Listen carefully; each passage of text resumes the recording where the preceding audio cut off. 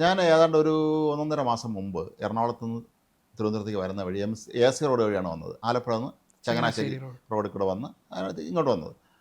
അതിഗംഭീരമായിരുന്നു. മുമ്പൊക്കെ പോകുമ്പോൾ ആ റോഡ് കുറച്ച് പൊളിഞ്ഞാൽ കിടക്കായിരുന്നു. നല്ല സ്റ്റൈൽ, നല്ല ഗംഭീരമായിട്ടുള്ള പാലങ്ങളും വളരെ മനോഹരമായ ഒരു റോഡായിരുന്നു അത്. പക്ഷേ ഇപ്പോൾ അറിയുന്നു അത് ആ നാമാവശേഷമായി എന്നാണ്. കാരണം ഈ നാമാവശേഷമായി ഇത്രയും എന്നല്ല, വലിയ ആ റോഡ് വെള്ളത്തിനടിയിലായി. വെള്ളത്തിനടിയിലായി. ഇത് പിണറായി വിജയനാണ് ഇത് പുനർനിർമ്മാണം ഉദ്ഘാടനം ചെയ്തത്. ആ റോഡ് ഉദ്ഘാടനം ചെയ്ത സമയത്ത് പിണറായി വിജയൻ നടത്തിയ ഒരു പ്രഖ്യാപനം അല്ലെങ്കിൽ തള്ള് എന്ന് പറയാം. അതായത് അന്ന് പറഞ്ഞത് ഇനി മഴയെ പേടിക്കേണ്ട, യാത്ര മുടങ്ങില്ല. ഇതായിരുന്നു പിണറായി വിജയൻ അന്ന് ഉദ്ഘാടനം ചെയ്തത്. ഈ പഞ്ച് ഡയലോഗുകളാണ് അദ്ദേഹത്തിന്, മനസ്സിലായില്ലേ? അതെ. അപ്പൊ അന്ന് LDFന്റെ മുഖ്യ പ്രഖ്യാപനങ്ങളിലൊന്ന് അതായത് മഴ പെയ്താലും പ്രളയം വന്നു കഴിഞ്ഞാലും അത് റോഡിനെ ബാധിക്കില്ല എന്നുള്ളതായിരുന്നു അദ്ദേഹത്തിന്റെ പ്രഖ്യാപനം. ഇപ്പോൾ നമ്മളുണ്ടായ ഒരു തീർത്ഥം പ്രളയം അല്ലെങ്കിലും ഇത്രയധികം വെള്ളപ്പൊക്കം നേരിട്ടപ്പോൾ തന്നെ ആ റോഡ് വെള്ളത്തിലായി. എത്ര കോടിയാണ് ഈ റോഡിന് ചിലവാക്കിയത്? 700 കോടി. 700 കോടിയിലധികം രൂപ ചിലവിട്ട് നിർമ്മിച്ച റോഡാണ് ഇത്. ശരിക്കും പറഞ്ഞാൽ ഇവരുടെ ഈ തള്ളുകൾ ഓരോന്നോരോന്നായി ദിവസം ചെല്ലുന്തോറും പൊളിഞ്ഞുകൊണ്ടിരിക്കുകയാണ്. ഇപ്പോൾ വെള്ളപ്പൊക്കം വന്ന് ഇത്രയും വലിയ ദുരിതത്തിലേക്ക് ആഴുന്ന കേരളത്തിൽ ആ ബുദ്ധിമുട്ടുന്ന സമയത്ത് പോലും അതിനെ പുച്ഛിക്കുകയും ഇത് കേരളത്തിൽ ഞാൻ കോട്ടയാത്തവന്മാർക്കല്ല ഇത് തന്നെ വേണം എന്നുള്ള രീതിയിലാണ് പലരും ഈ CPM കരുതൽ മനുഷ്യൻ പിണറായി വിജയനെ ഞാൻ കഴിഞ്ഞിട്ട് കരുതാൻ വേറെ ആരും ഉള്ളൂ.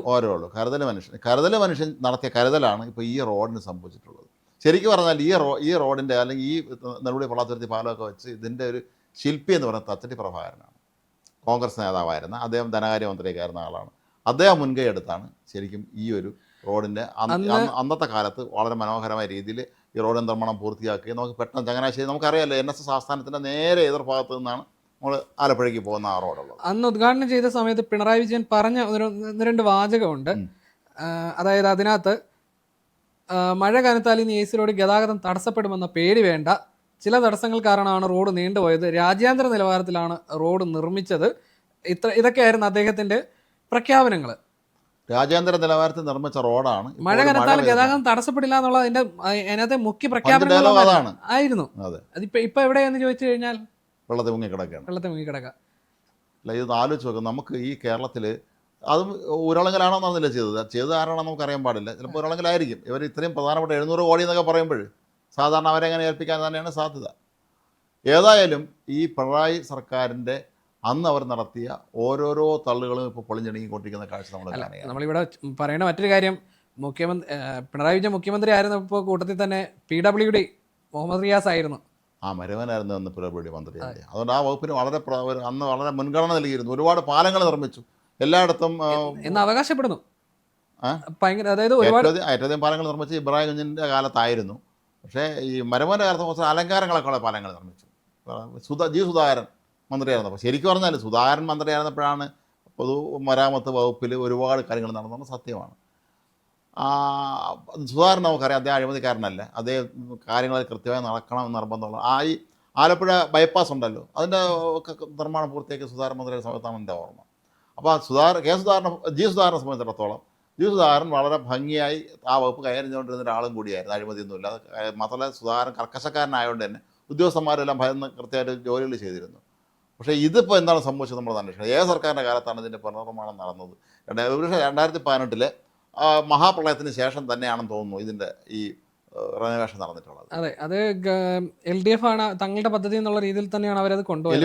എലിവേറ്റഡ് റോഡ് അങ്ങനത്തെ സംവിധാനമാണെന്ന് തോന്നുന്നത്. അപ്പോൾ ഇവരതിനകത്ത് എടുത്തു പറഞ്ഞിരുന്നതാണ് ഇനിയൊരു പ്രളയം വന്നാൽ റോഡിനെ ഒരു തരത്തിലും ബാധിക്കില്ല, ഇനിയൊരു പ്രളയം വരില്ല എന്നൊരു ഒരു ഉറച്ചു വിശ്വസിച്ചിരുന്നാണ് നമ്മൾ കരുതേണ്ടത്. നമ്മൾ നേരത്തെ ചർച്ച കൊണ്ടുകൊണ്ട് പറയുന്നില്ല.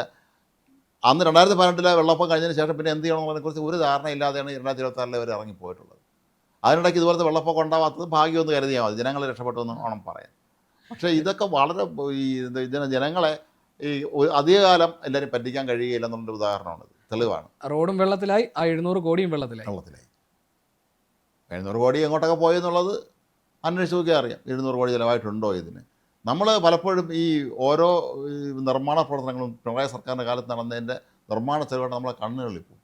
നമ്മളെന്നിട്ട് നേരിട്ട് കാണുമ്പോൾ ഇതിന് ഇത്രയും വേണ്ടിയിരുന്നു. നമ്മുടെ നാട്ടിൽ ചില MLA-മാരുടെ വെയിറ്റ് ഷെഡിൻ്റെ ചിലവാക്കിയ തുക അവിടെ എഴുതി വെച്ചിട്ടുണ്ട്. അതുപോലെ നമ്മൾ ഞെട്ടിപ്പോൾ ഇത്രയും തുകയാണോ ഈ ഒരു വെയിറ്റ് ഷെഡിനെന്ന് നമ്മൾ ചിന്തിക്കുന്നത് പോലെ തന്നെയാണ് പിണറായി സർക്കാരിൻ്റെ കാലത്ത് കോടിക്കണക്കിന് രൂപ മുടക്കി റോഡ് കെട്ടിടങ്ങൾ നിർമ്മിച്ച കെട്ടിടങ്ങളുടെ അവസ്ഥ എന്താണ്?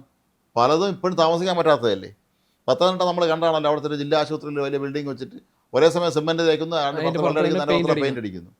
അതിപ്പോൾ ഉപയോഗിക്കാൻ കൊള്ളില്ല എന്നാണ് പറയപ്പെടുന്നത്.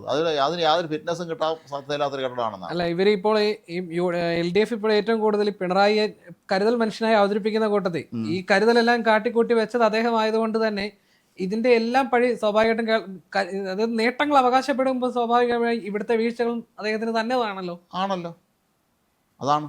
പക്ഷേ അത് ഇനി ഈ UDF എങ്കിലും ചെയ്യേണ്ടത്, ഇവിടെ സർക്കാർ ചെയ്യേണ്ടത് ഇതിനെക്കുറിച്ച് അന്വേഷിക്കണം. ശരിക്കും പറഞ്ഞു ഇവർ നടത്തിയ ഈ നമ്മുടെ നാട്ടിലെ ഈ കരുതൽ പ്രവർത്തനങ്ങൾ പലതും അവനവൻ്റെ കരുതലിന് വേണ്ടി മാത്രം നടത്തിയതാണെന്ന് നമുക്ക് വ്യക്തമായി മനസ്സിലാകുന്ന തരത്തിലാണ് ഇപ്പോൾ സംഭവങ്ങൾ എത്തി നിൽക്കുന്നത്.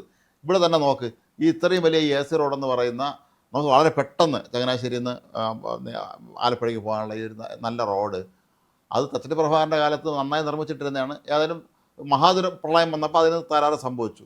അതിനൊന്ന് നന്നാക്കിയാലും മതിയായിരുന്നു. അതിന് എനിക്കൊന്ന് മൊത്തം ഒന്നേന്ന് പുനർനിർമ്മാണം നടത്തിയെന്ന് തോന്നുന്നു കേരളത്തോളം. അല്ലെങ്കിൽ 700 കോടി എങ്ങനെ ചിലവാക്കും? അല്ല, അതിലിപ്പോൾ കണക്കുണ്ടാക്കാൻ വലിയ പാടില്ലല്ലോ. കണക്കിന് ബുദ്ധിമുട്ട്, നല്ല കണക്ക പിള്ളേർ അവിടെയുണ്ട്. നമ്മൾ ഒരു സിനിമയിൽ പറയുന്നുണ്ട്, മുള വെട്ടാൻ പോയി മുള കിട്ടിയില്ല, ചെലവ് ഇത്ര രൂപ എന്ന് പറയുന്നത് പോലെയാണ് CPM-ന്റെ പല പദ്ധതികൾ. നമ്മൾക്കറിയാം സിൽവർ ലൈൻ അതിന്റെ മികച്ച മറ്റൊരു ഉദാഹരണമായിരുന്നു. പദ്ധതി നടന്നില്ല, പക്ഷേ കോടികൾ ആ വഴിക്ക് കിട്ടി.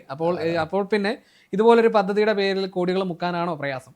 ഒരു പ്രയാസവുമില്ല. കാരണം അത് ഈ പറഞ്ഞ യാതൊരു തരത്തിലുമുള്ള നിലവാരത്തിനനുസരിച്ചായിരിക്കില്ല ഈ പുനർനിർമ്മിച്ചെന്നുള്ളത്, പല റോഡ് നിർമ്മിച്ചെന്നുള്ളത് ഉറപ്പാണല്ലോ. അല്ലെങ്കിൽ ഞങ്ങളവിടെ വെള്ളം കയറിയത്. ഇനിയൊരു മഹാപ്രളയം വന്നാൽ ഈ ഇതിനെ ബാധിക്കില്ല എന്ന് സംസ്ഥാന മുഖ്യമന്ത്രി ഔദ്യോഗിക പദവിയിരിക്കുന്ന ആളെന്ന് പ്രഖ്യാപിച്ചിട്ട് ഒരു മഴ പെയ്തപ്പോൾ വീണ്ടും വന്നു. ഇതിപ്പോൾ 1-2 ദിവസത്തെ മഴയിലാണ് ഇത് സംഭവിച്ചത്. നമ്മൾ ഓർത്തോളണം. വലിയൊരു പേമാരിയാണ് അന്നത്തെ 2012 സംഭവിച്ച പോലെ തന്നെ ഒന്നെങ്കിൽ അവസ്ഥ എന്തായിരുന്നു. അപ്പോൾ ഇത് ഇവർ നടത്തിയ കാര്യങ്ങൾ മുഴുവൻ തട്ടിപ്പും തള്ളും ഈ മനുഷ്യനെ കബളിപ്പിക്കലുമായിരുന്നു എന്നുള്ളത് 100% ഉറപ്പാക്കുന്നത്. ഇനി അങ്ങോട്ട് ഓരോന്ന് വരാനിരിക്കുന്നതേ ഉള്ളൂ. ഈ നുണകൾക്ക് അധികം ആയുസില്ലെന്നാണ് നമ്മൾ പറയുക പൊതുവെ. അതെ, നുണകൾക്ക് ആയുസില്ല എന്ന് പറയും. ഈ പലപ്പോഴും പറയും സത്യത്തെ നുണ കീഴടക്കുന്ന സമയം ഉണ്ടാവും, പക്ഷേ അത് അധികം ആയുസാവില്ലെന്നും പറയും. കുറച്ച് നാളത്തേക്ക് സത്യത്തിനെ ഈ നുണ കയറി വന്ന് അറ്റാക്ക് ചെയ്ത് അതങ്ങ് അവിടെ സ്ഥാപിച്ചിരിക്കും, പിന്നീട് സത്യം പുറത്ത് വരുന്നതാണ്. അത് ഏതാണ്ട് ഇപ്പോൾ ശരിയാവുന്ന രീതിയിൽ തന്നെയാണ് കാര്യങ്ങൾ നമുക്ക് മനസ്സിലാക്കാൻ കഴിയുന്നത്. കേരളത്തിലെ ഏറ്റവും പ്രധാനപ്പെട്ട റോഡുകളിലൊന്നാണ് ഇത് AC റോഡ്. ഇനി ഇത് മറ്റു പല സ്ഥലത്തുമൊക്കെ തന്നെ റോഡ് നിർമ്മാണങ്ങൾ നമ്മുടെ നാട്ടിലൊക്കെ തന്നെ നടത്തിയിട്ടുണ്ടായിരുന്നു. നമ്മൾ ഇലക്ഷൻ സർവേക്ക് പോയപ്പോൾ നമ്മളത് പറയുകയും ചെയ്തു. ഒരുപാട് സ്ഥലങ്ങളിൽ പുതിയ റോഡുകൾ, മനോഹരമായ റോഡുകൾ നിർമ്മിച്ചിട്ടുണ്ട്.